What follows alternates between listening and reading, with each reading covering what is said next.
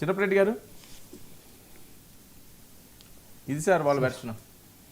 Sir 99 వీక్షకులకు అలాగే panel సభ్యులందరూ కూడా నమస్కారం. సార్, ఇప్పుడు అన్ని పార్టీల వాళ్ళు కలిసి రకరకాల అభియోగాలు వైఎస్ఆర్ కాంగ్రెస్ పార్టీ మీద ఉన్నాయి లేని అన్నీ కూడా కలుపుకుంటూ మాట్లాడినటువంటి పరిస్థితి. అన్నిటికీ సమాధానం చెప్పాలి కాబట్టి మన రఫీ గారిని కానీ, ఆంజనేయ రెడ్డి గారిని కానీ, అరుణమ్మని కానీ అందరిని కూడా కాస్త సంయమనం పాటిస్తే మా పార్టీ యొక్క లైన్ని వీరు చెప్పినటువంటి వాటన్నిటికి కూడా వివరణ ఇవ్వటం జరుగుతుంది. అలాగే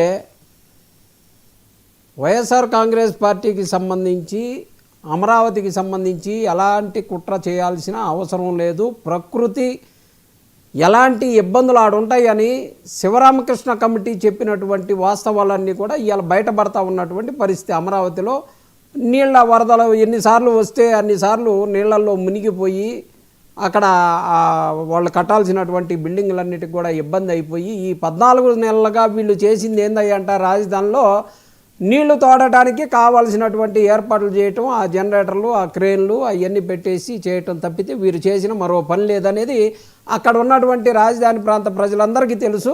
కానీ అసెంబ్లీ బాగానే ఉంది, సచివాలయం బాగానే ఉంది, అన్నీ బాగానే ఉన్నాయని చెప్పేసి మాట్లాడుతూ ఉంటారు.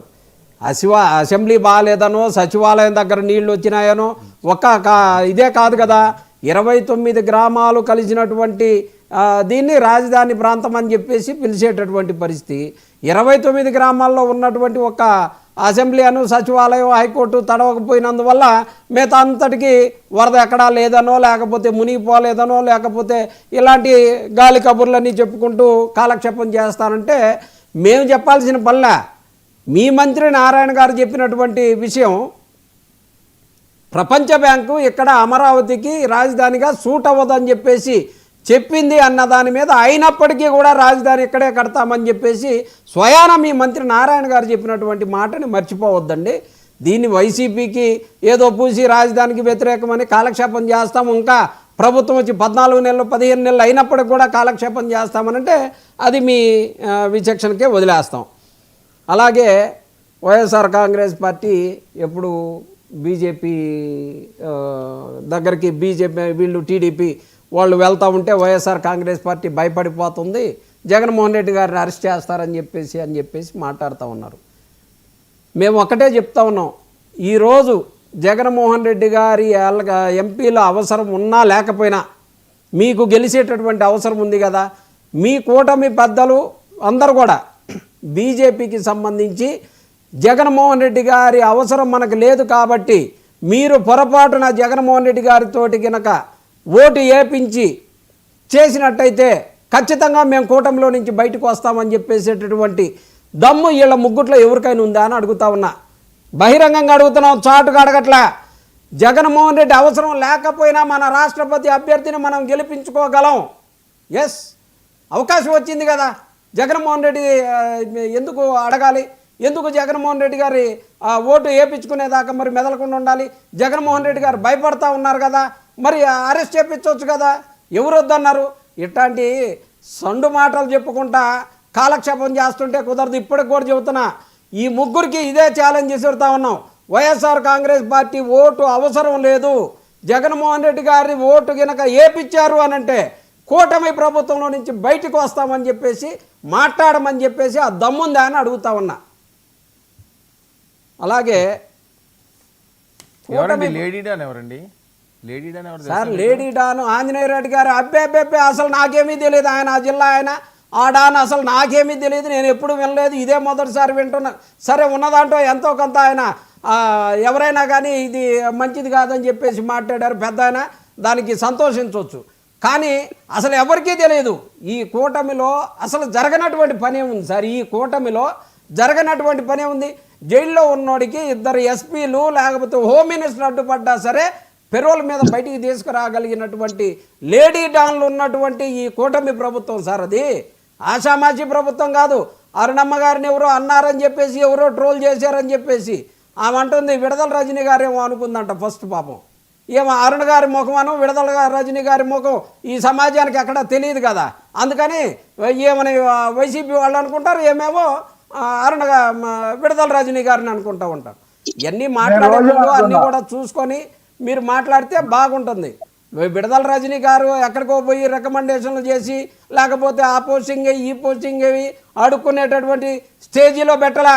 ఒక బీసీ మహిళగా ఆమెను గౌరవించి వైఎస్ఆర్ కాంగ్రెస్ పార్టీ మొదటిసారి ఆమెకి మంత్రినిచ్చి ఆమెని మంత్రి స్థాయిలో పెట్టాము. ఆమెని ఇక్కడ బెగ్గింగ్ చేసుకునే పరిస్థితినో లేకపోతే లైజనింగ్ చేసుకునేటటువంటి పరిస్థితిలో వైఎస్ఆర్ కాంగ్రెస్ పార్టీ బీసీలను పెట్టలేదు, బీసీ మహిళలను పెట్టలేదు, విడుదల రజనీ గారిని అసలే పెట్టలేదు. అలాగే వీళ్ళకి వైఎస్ఆర్ కాంగ్రెస్ పార్టీ మీద కేసులు పెట్టడానికే సమయం చాలట్లేదు. వీళ్ళకి ఇంకా మళ్ళీ ఈ అన్నిటినీ వదిలేసి వాటిని పట్టుకునేటటువంటి పరిస్థితి ఎక్కడ ఉంటుంది సార్? ఎక్కడికక్కడికి అమ్మాలు ఎవరికి ఏ స్థాయిలో డబ్బు ఆ నెల్లూరు జిల్లాకి సంబంధించినటువంటి డాను మరి ఎంత కొట్టారో ఏం చేశారో ఆమె నెల్లూరు లేడీ డాను మరి అక్కడ వ్యవస్థ అంతా కూడా చూస్తే వీడియోలు శృంగారాలు అన్నీ జరుగుతూ ఉన్నాయి. మహిళల పట్ల ఏమాత్రం గౌరవం లేనటువంటి ప్రభుత్వం ఈ కూటమి ప్రభుత్వం. ఇవాళ ఓ పక్క కోన రవి గారిని చూస్తూ ఉన్నాం.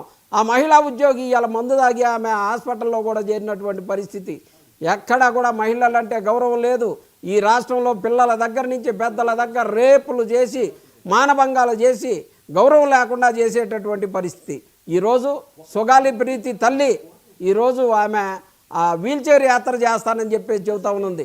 2017లోనూ 17లో జరిగినటువంటి మానభంగానికి సంబంధించినటువంటి కేసుకు సంబంధించి ఇంతవరకు కూడా దాన్ని తేల్చేటటువంటి పరిస్థితి లేదు. పవన్ కళ్యాణ్ గారు వచ్చిన రోజు మొదటి కేసే మేము ఇక్కడ క్లియర్ చేస్తాం సుగాలి ప్రీతి గారికి సంబంధించిందని చెప్పేసి మాట్లాడినటువంటి పవన్ కళ్యాణ్ గారు ఎందుకు మాట్లాడలేదు? ఇవాళ ఆమె వీల్ చైర్లో యాత్ర చేయాల్సినటువంటి అవసరం, అసెంబ్లీకి రావాల్సినటువంటి అవసరం ఎందుకు జరుగుతుందో మరి అరుణమ్మ గారు చెప్పాలా? సో ఏమీ సంబంధం లేదు దీనికి సంబంధించి, ఏమీ సంబంధం లేదు మీకు ఈ అంశాల మీద. లేడీ డానికి సంబంధించి కానీ అమరావతి మీద ఏవో బోట్లు పెట్టి కూల్పించారట, ఇప్పుడు మళ్ళీ విష ప్రచారం చేస్తున్నారట. అదే సార్, వీళ్ళు అమరావతిలో బోట్లు పెట్టిన పేరు చెప్పమంటే నోరు మూసుకొని కూర్చొని ఇక్కడ బోట్లు పెట్టారు వైసీపీ వాళ్ళు తప్పితే ఈ రాష్ట్రంలో అరాచకాలు ఎవరు చేస్తారని చెప్పేసి మాట్లాడుతూ ఉన్నారు. బోట్లకు సంబంధించినటువంటి అంత పెద్ద అంశానికి సంబంధించిన విషయానికి ఎక్కడ వైసీపీ వాళ్ళ పేర్లు రావా సార్?